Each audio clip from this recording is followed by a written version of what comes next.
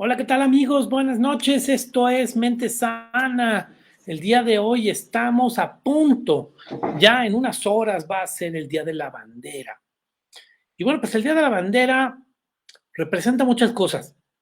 El Día de la Bandera, 24 de febrero, fue declarado así en 1968. Desde los años 30 ya se estaba declarando una serie de leyes, una serie de reglamentos acerca del cumplimiento de lo que sería la bandera. Pero bueno, pues al final vienen más reglamentaciones y más cuidado porque la bandera representa, la bandera refleja una serie de principios sociales, una serie de principios de pertenencia. También ha sido un emblema internacional en las guerras. Entonces, al final es por eso que no es algo trivial la existencia de la bandera, la existencia de su reglamento y el cumplimiento de las leyes alrededor de la bandera. Y bueno, pues precisamente vamos el día de hoy a hablar acerca de la bandera, algunas reflexiones interesantes a lo largo de la historia de lo que es precisamente el Día de la Bandera. Y pues rápidamente vamos a platicar acerca de algunas anécdotas interesantes.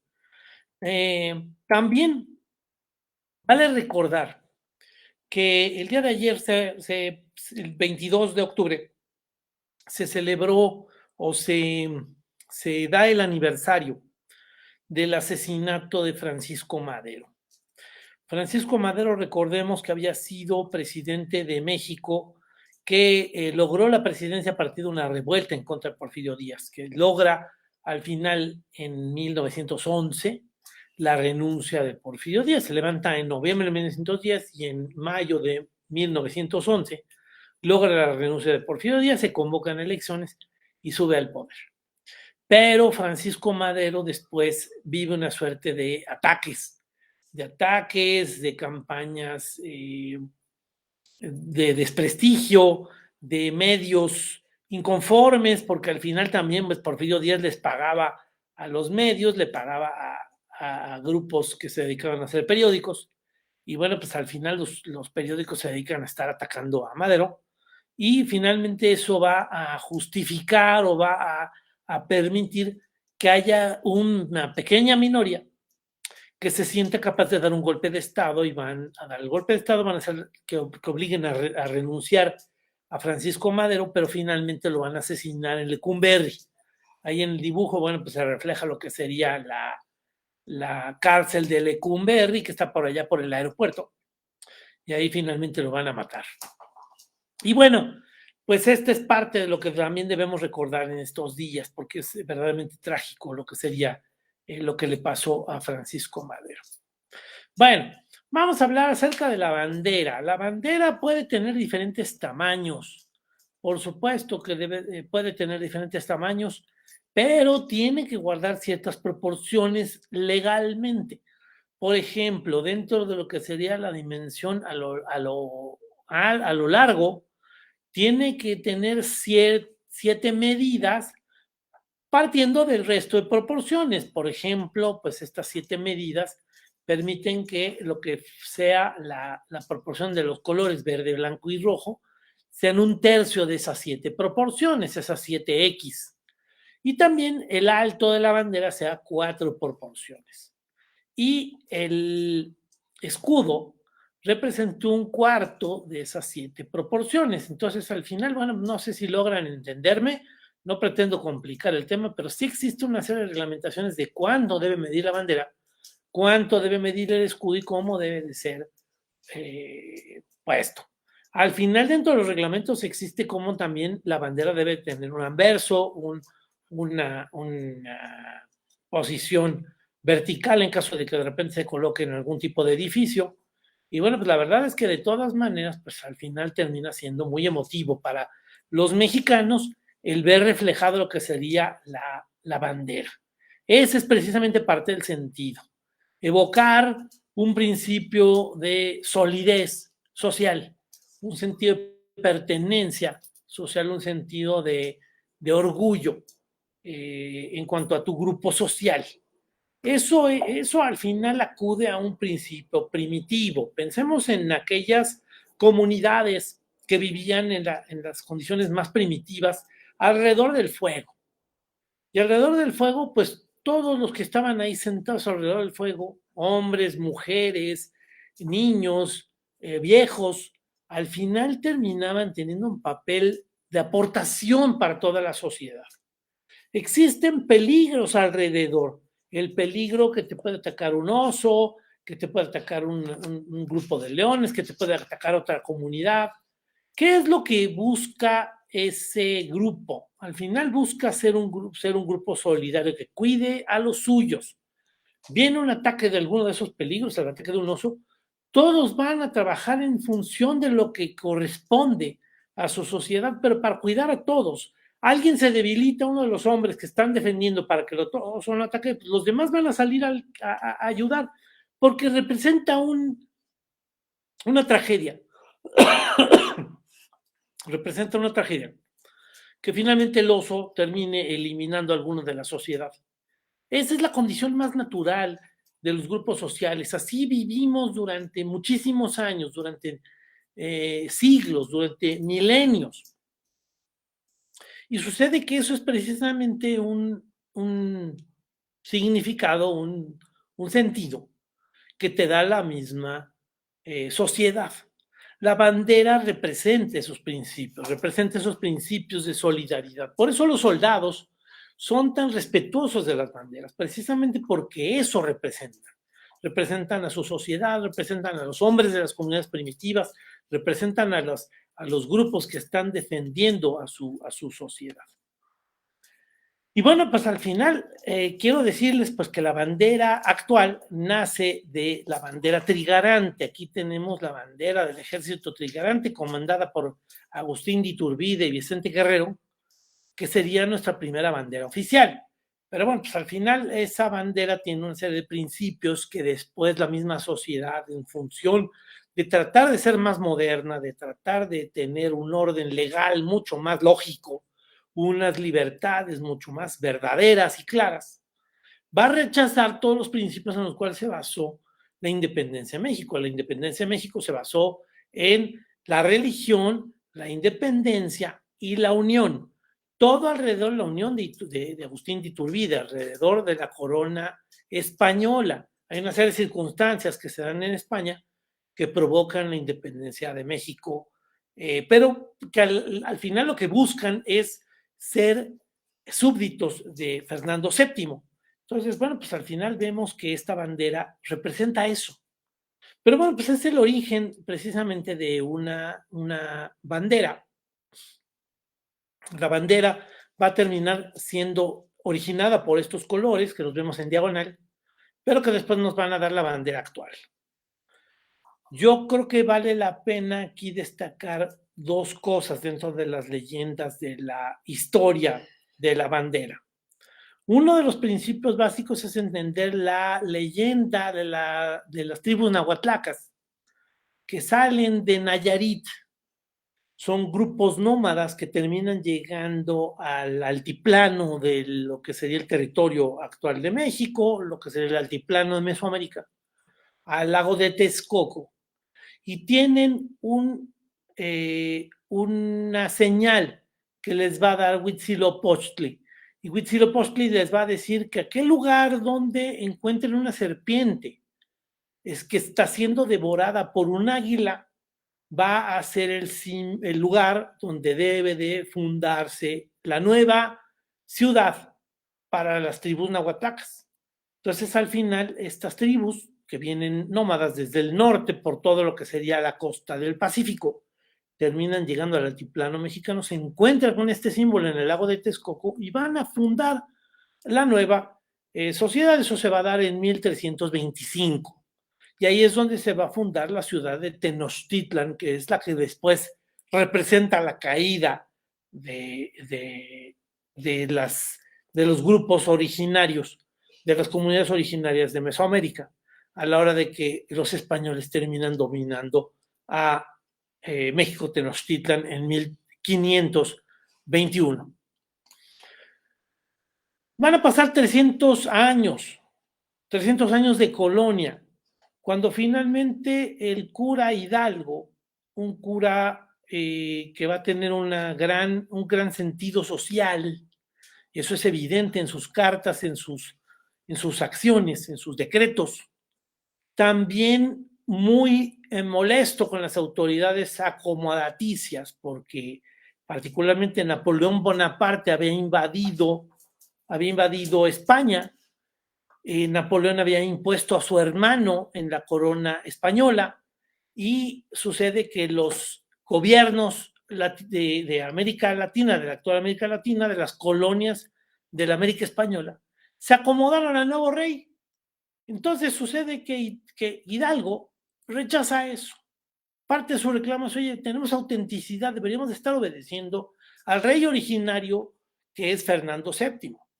Y bueno, pues se va a levantar en armas, se va a levantar después de que es descubierta su conspiración, va a levantarse en contra de los grupos españoles acomodaticios que están obedeciendo a Napoleón, y finalmente va a hacer su grito de mueran los gachupines, refiriéndose a ese grupo acomodaticio que está obedeciendo a Napoleón Bonaparte. ¡Viva Fernando VII! Es parte de su grito.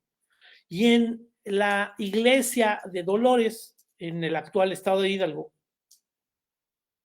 en el actual estado de Guanajuato, perdónenme, es Dolores Hidalgo en el estado de Guanajuato, sucede que el cura va a sacar su estandarte de la Virgen de Guadalupe, y con eso va a buscar identificar a todos los grupos de seguidores de su revuelta por una verdad que sería pues la independencia de los franceses.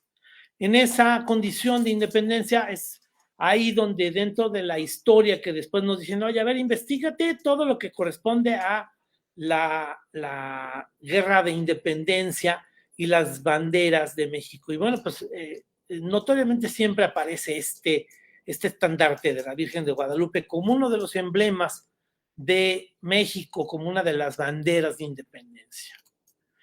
Después vamos a encontrar esta otra imagen. Esta es la imagen de Morelos. Morelos al final vuelve a representar, aquí es importante entender varias cosas. Una, por ejemplo, bueno, pues refleja al águila arriba de la serpiente, lo podemos ver aquí. Morelos va a continuar la guerra de Hidalgo. Es su labor que continúa en 1811 y va a continuar hasta 1814, en que es capturado y va a ser fusilado en Ecatepec. Pero sucede que dentro de toda su revuelta, él va a poner un águila con una corona.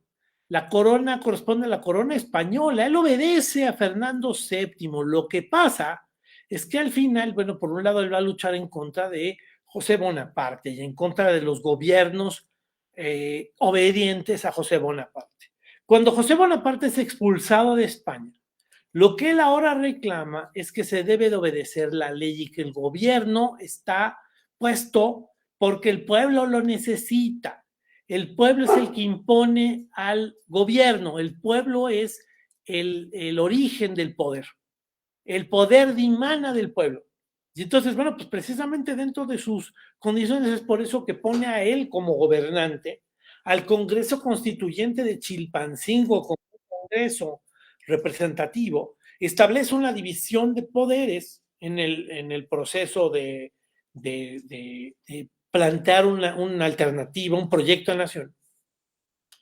Y finalmente lo que va a hacer es que va a establecer un proyecto. El proyecto va a estar puesto en un documento que se llama Los Sentimientos de la Nación.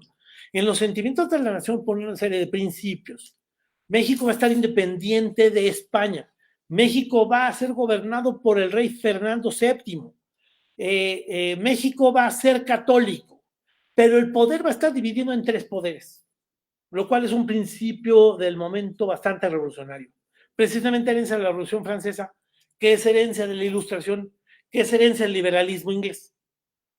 Y finalmente también propone pues, que el poder dimana del pueblo, que va a haber un congreso constituyente que establece las leyes.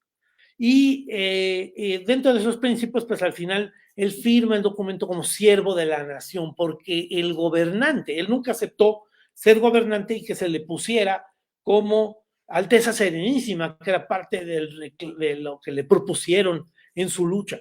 Y finalmente, bueno, pues él va a aceptar ser siervo de la nación, como el principio básico en el cual se basa toda la teoría política moderna. El gobierno está para servir al pueblo. Y entonces, precisamente, esa es parte de la idea de Morelos. Morelos va a ser capturado y va a ser fusilado, como ya habíamos comentado, en Ecatepec. Iturbide va a subir al poder en 1821.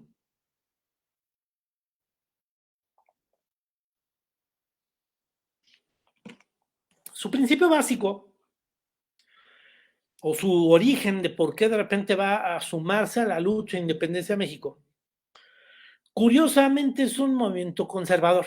Es un movimiento que trata de cambiar las cosas para que las cosas no cambien. Él ha perseguido durante 10 años, desde 1810, junto con José María Calleja, el que en su momento fue virrey, perseguidor de los insurgentes, va a perseguir a los insurgentes en México. Esa persecución va a ser bastante sangrienta y bastante atroz, va a terminar haciendo actos terribles. Él buscaba, por medio de un método de captura y de desmoralización de los insurgentes, un proceso que se llama diezmar a la población. Él llegaba a una población y si la población había pasado para los insurgentes y habían apoyado a los insurgentes, él mataba al 10% de la población, al azar, sin juicio.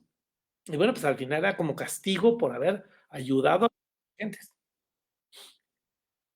Curiosamente, este personaje desalmado, este personaje inescrupuloso, este personaje que no entiende nada de lo que sería la idea del liberalismo, tal vez defensor de su conservadurismo, aunque me parece también muy hipócrita, porque pareciera que por un lado sí es muy conservador y muy católico, pero por el otro pues tiene a su amante, la Güera Rodríguez.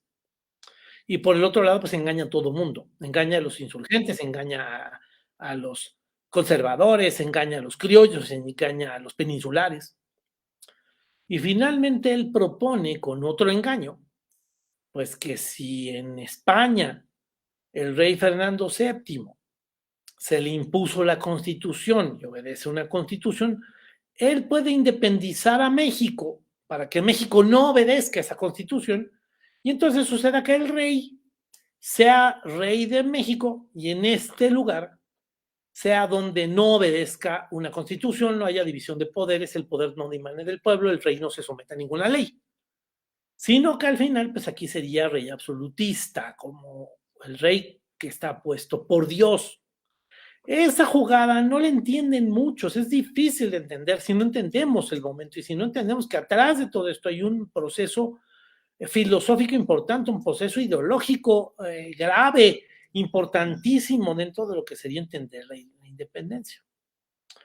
Y finalmente Iturbide logra engañar a Vicente Guerrero, logra hacer que Vicente Guerrero crea que lo importante sea la independencia y que va a haber un congreso, es una promesa. Al final, él va a disolver el congreso, se va a coronar emperador y va a aprovecharse de esas condiciones para creer que él puede obtener un beneficio de toda esta coyuntura histórica. Parte de esta idea es una mezcolanza de dos ideas bastante mal entendidas. Una es cómo Brasil se convirtió en una monarquía independiente, Portugal, con la huida de los reyes de Portugal en la invasión napoleónica a la península, que finalmente van a obligar a que los reyes gobiernen desde Brasil todo el imperio portugués. Cuando finalmente Napoleón pierde, los reyes de Portugal se van a regresar y van a dejar a su hijo Pedro como gobernante de Brasil. Pero sucede que Pedro después va a declarar la independencia y se va a convertir en rey absoluto de Brasil. Esa idea a Iturbide le llama la atención. Por otro lado, tenemos un Napoleón Bonaparte, que surge de la revolución, era un plebeyo, era un soldado, y por méritos propios terminó llegando al poder y convirtiéndose en emperador. Entonces, al final, perdonen, amigos, déjenme, voy cerrando pantallas que no nos interesa ver. Permítanme un segundo porque tengo aquí una interrupción. Vamos a interrumpir un segundo, por favor.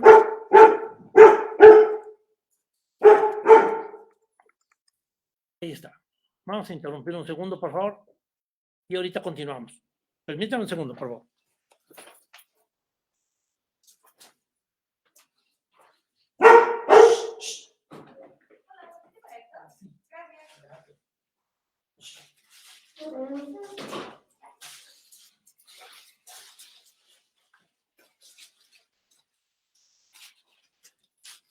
Y bueno, amigos, perdónenme, por favor. Aquí no estamos exentos de interrupciones, pero bueno, ya estamos aquí. Y eso va a ser precisamente el origen de lo que sería la independencia, perdónenme, la bandera de Iturbide. La bandera que representa tres colores, el verde, blanco, el verde y el rojo en otro orden, y representan la religión, la independencia y la unión. La religión debe ser la religión católica. La independencia debe ser la independencia de España, con lo cual México no tiene por qué obedecer una constitución y en México no existe ninguna constitución reconocida. Y sucede que al final la unión es todos alrededor de Fernando VII, cosa que al final el mismo Iturbide va a violar y se va a convertir en emperador. Esta bandera va a ser desechada a la caída del imperio de Iturbide. Yo creo que vale la pena aquí recordar algunos momentos emblemáticos de lo que sería la bandera. La bandera que se va a terminar aceptando es la bandera de la República. Aquí está. No, bueno, esta es la bandera del imperio de Iturbide, y aquí tenemos la bandera de la República. Esta es la que se va a adoptar en 1824. Pero en 1847 van a invadir los norteamericanos el territorio mexicano. Van a llegar a la Ciudad de México y yo creo que es importante reconocer que hay un momento emblemático que es cuando los soldados en las guerras, sobre todo en la época esta, llamemos la época romántica, todo lo que sería el periodo de las guerras, de ejércitos de enfrentamiento hombre-hombre, que se dan desde el romanticismo que quieren representarnos con las guerras napoleónicas hasta antes de la Primera Guerra Mundial. Los soldados actuaban de manera heroica y parte de sus logros eran la captura de banderas.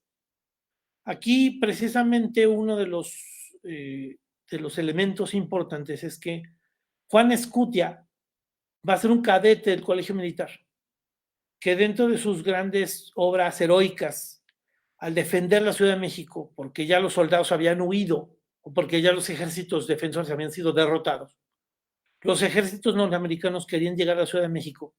Y el último punto para conquistar la Ciudad de México fue el Castillo de Chapultepec, que en realidad fue un ejercicio militar por parte de los estadounidenses. Pero Juan Escutia, como cadete, se quedó en el colegio militar, que era el Castillo de Chapultepec. Defendió el castillo hasta que los soldados norteamericanos quisieron capturar la bandera y él prefirió arrojarse al acantilado antes de que la bandera fuera capturada. Arrojarse con la bandera para que ésta no fuera ultrajada y no fuera capturada, porque es un logro militar capturar una bandera, no es cualquier cosa, no es un acto sin sentido, es un acto que tenía mucho sentido en su momento. Yo creo que para muchos hoy, precisamente con nuestro tipo de comunidad, con nuestro tipo de cultura, nos parece un poco sin sentido. En algunos casos, algunas personas, yo he escuchado gente que se burla, pero al final también no lo entienden, hay partes incomprensibles, porque no se entiende que esta época rodeada de romanticismo, de patriotismo, de nacionalismo, de idealismo dentro de lo que serían los ideales revolucionarios. Precisamente Juan Escutia está actuando de manera muy heroica, lanzándose para que la bandera no sea ultrajada y capturada por los estadounidenses, que vemos ahí la bandera de los Estados Unidos al fondo, en la parte de abajo de la pintura, de algún soldado que va arriba de algún caballo.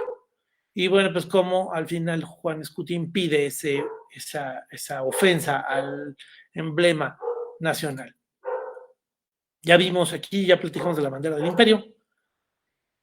Para 1863, los franceses van a invadir México, apoyados por un grupo de traidores en México que apoyan que estamos gobernados por un extranjero. Y van a traer a un emperador que su mérito podría ser que es descendiente de los reyes católicos. Entonces, en algún momento, pues habría que aceptar que a lo mejor él pudiera ser efectivamente un heredero legítimo de una corona si es que aceptáramos el modelo monárquico. Pero bueno, pues el modelo monárquico estaba totalmente obsoleto. Ya en 1863 era un modelo anacrónico. Hoy lo sigue siendo y hay países supermodernos que tienen reyes, que evidentemente a mí, en mi opinión, me parece un absurdo, una posición sumamente llena de anacronismos, de condiciones ilógicas, porque el gobierno existe para servir al pueblo. Y no entiendo cómo un gobernante va a nacer y por nacimiento, por condiciones consanguíneas, va a ser meritorio de ser el máximo representante del poder, que al final cede poder porque él es muy bueno y él es muy noble. Y entonces le concede el poder a un Congreso, le concede el poder al presidente, le concede el poder al primer ministro, y al final es en base a eso que se organiza la sociedad. Me parece, si no una hipocresía sí un absurdo, porque el poder dimana del pueblo, el poder dimana del pueblo. Había que, que, que, que establecerlo como un principio básico para entender la política en su base filosófica, lógica, básica. El poder dimana del pueblo. Si aceptamos la sociedad en un gobierno, que es un mal necesario, es porque si no nos mataríamos, es porque si no, no tendríamos una forma de ordenarnos. Precisamente para eso organizamos un gobierno. Pero además lo organizamos en que debe de estar basado en un equilibrio. Por eso se propone que esté dividido en tres poderes. Una propuesta de John Locke, que después es amparada por Montesquieu. Y al final es en base a eso que se establecen las constituciones en los países, que está con un poder ejecutivo presidido por un presidente representativo. Y ese es un modelo que al final termina consolidándose en los últimos 150 años. Y bueno, pues al final ese es el modelo más logrado de política. Finalmente, Maximiliano, ya sabemos su triste historia. Maximiliano va a ser derrotado en Querétaro, va a ser capturado y va a ser fusilado, cosa que me parece que tiene mucha lógica y que tiene mucha legitimidad. Cualquier tipo de posibilidad de regreso a este absurdo, pues termina siendo siempre un riesgo. Y entonces al final por eso es que se le fusila. Así como mataron a Luis XVI en la Revolución Francesa, era un camino precisamente para impedir el regreso de la monarquía, cosa que no se logró de todas maneras en Francia. Y en México, pues habría que ver qué tanto de repente alguien sale con el lamentable y enfermizo aseveración de que podemos tener un rey en México, ¿verdad? Que sí existe, por ahí está algún descendiente Iturbide que todavía reclama el gobierno de México. Y no vive en México, evidentemente. Bueno, esta es la bandera republicana que se restablece a la hora de que los franceses y Maximiliano son derrotados y expulsados del país, que finalmente después vamos a ver cambiada con Porfirio Díaz. El porfiriato a finales del siglo XIX va a tener esta bandera, por supuesto que va a recuperar muchos emblemas, entre otras cosas las hojas de olivo, el nopal en el cual está colocada el águila aquí está de frente, con las alas extendidas, devorando a la serpiente. Y bueno, pues esto va a terminar cambiando por esta águila en el segundo periodo de Porfirio Díaz. Y bueno, pues al final esto termina siendo bastante representativo de lo que sería nuestra bandera. Otra anécdota que vale la pena destacar acerca de lo que sería la historia de la bandera es que en la Revolución Mexicana, finalmente después de que tiran a Porfirio Díaz, sube Madero, pero después Madero es asesinado y entonces se levantan varios grupos. Esos grupos, después de haber expulsado a Victoriano Huerta, terminan teniendo una llamada lucha de facciones, en las cuales parte de su reclamo es que Venustiano Carranza, el señor barbado de lentes, termina llegando a la Ciudad de México y colocándose como presidente de México. Y entonces sucede que hay muchas inconformidades con esa condición. Algunas de esas inconformidades son pues que los zapatistas, los villistas, algunos grupos políticos no aceptan a Venustiano Carranza como presidente. Y entonces se va a convocar, gracias a Venustiano Carranza, se va a convocar a una convención en la ciudad de Aguascalientes, en un teatro. Y en ese teatro, al final, van a estar discutiendo los diferentes grupos tratando de ponerse de acuerdo. La convención de Aguascalientes va a terminar siendo un fracaso, porque lo que va a provocar es que los zapatistas y los villistas terminen teniendo una condición mucho más bélica y se dirijan a la Ciudad de México y van a terminar tomando la Ciudad de México en diciembre de 1914. Pero antes de eso, en la convención hay diferentes personas que discuten. Van y se paran al frente del teatro y se presentan a discutir qué es lo que debe de hacerse con la revolución. Uno de tantos, por ejemplo, es Pancho Villa. Pancho Villa se para al frente de la convención, se pone en el teatro al frente y se dirige al pueblo, a la población, a la gente que está ahí, representantes de diferentes grupos en el teatro. Va a sacar su pistola y le va a decir a la gente que está ahí reunida que hay una forma de acabar con esta guerra, con esta matanza que representa la Revolución Mexicana. Y dice, yo propongo que aquí mismo nos suicidemos Venustiano Carranza y yo. Y entonces saca su pistola y se la apunta, diciendo, yo puedo matarme frente a todos ustedes y con eso gano que ya no nos estemos matando. Y Venustiano Carranza también que venga y se mate. Por supuesto, recibe toda la ovación de la gente. Ahí estaba presente Obregón. Álvaro Obregón era uno de los representantes de Venustiano Carranza. Ese momento es uno de los momentos más álgidos de esa convención, de esa serie de discursos en el teatro ahí de Aguascalientes, de la ciudad de Aguascalientes. Y esa misma noche Álvaro Obregón termina regresándose a la Ciudad de México diciendo pues, que no hay forma de rescatar al gobierno de Venustiano Carranza, está perdido en la Convención de Aguascalientes, está acabado. Terminan teniendo que tener otro plan. Y entonces va a huir de la convención. Otro de los representantes que está ahí en la convención es Antonio Díaz Soto y Gama. Soto y Gama es un ideólogo que está presente con los ejércitos zapatistas en Morelos. Es un anarquista. Y al final, dentro de sus ideas anarquistas, que rechazan la autoridad y que rechazan la legitimidad de una sociedad como la que se ha conformado y que al final termina acudiendo a los principios básicos de la sociedad. Un soñador, sinceramente, pero anarquista. Hay que tener presente, quiero dar el mensaje de que tenemos que tener presente que es un anarquista este personaje, Soto y Gama, y él dice, él se va a parar al frente, y esa bandera que vemos en la fotografía, la va a ver, la va a tomar, y va a decir, este trapo es por el que nos estamos matando. Entonces, la verdad es que los que lo estaban escuchando empezaron a sentirse muy incómodos de la forma de expresarse. Y por este trapo nosotros estamos luchando cuando no tiene sentido este trapo. Este trapo es un emblema que no deberemos estar respetando porque nada más está causando problemas.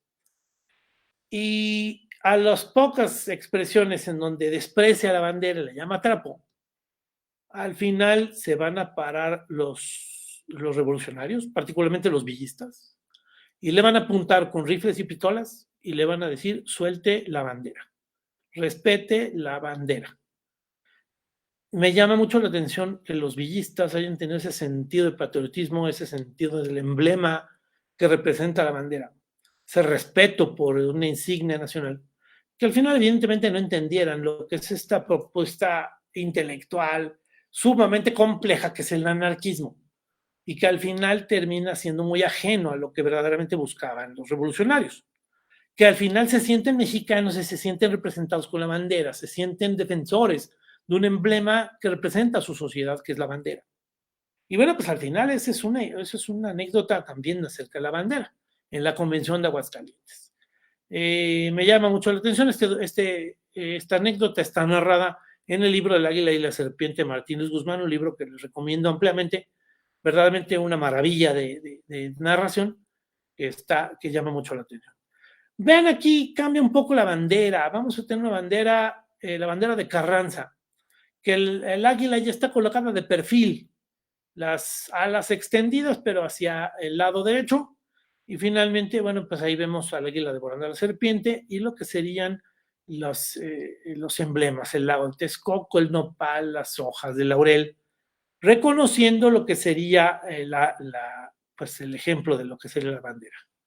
Aquí vemos la bandera que después fue aceptada en 1934. La revolución ha triunfado y aquí se han incorporado varios mensajes. Uno son las banderitas de color verde, blanco y rojo que están abajo. Y bueno, pues el águila tal vez tomando un modelo más circular, tal vez tratando de hacer más estética la bandera. Esta es nuestra bandera actual. Nuestra bandera actual, que yo creo que representa muchas cosas, representa nuestra sociedad, representa nuestro nacionalismo, representa nuestro Estado, representa nuestras leyes, representa nuestra identidad, nuestra unión como sociedad. Y bueno, pues al final, eso es precisamente en lo que consiste lo que es nuestro emblema, nuestra insignia, nuestro lábaro patrio, que sería la bandera de México, que vamos a celebrar el día de mañana como el Día de la Bandera. Pues muchísimas gracias, amigos. Esto es precisamente un ejercicio de acercamiento para lo que sería esta cultura, esta idea, reconocer pues que este día, 24 de febrero, va a ser el Día de la Bandera. Yo les agradezco su presencia en el programa, les agradezco sus ideas, sus comentarios. Y pues nada, sigamos aquí, no se pierdan estos programas y muchos más en el canal de Historiadores de YouTube y vean este programa y vean también todos los documentales que estamos ahí presentando. Muchísimas gracias, amigos. Nos vemos. Que les vaya muy bien. Hasta luego.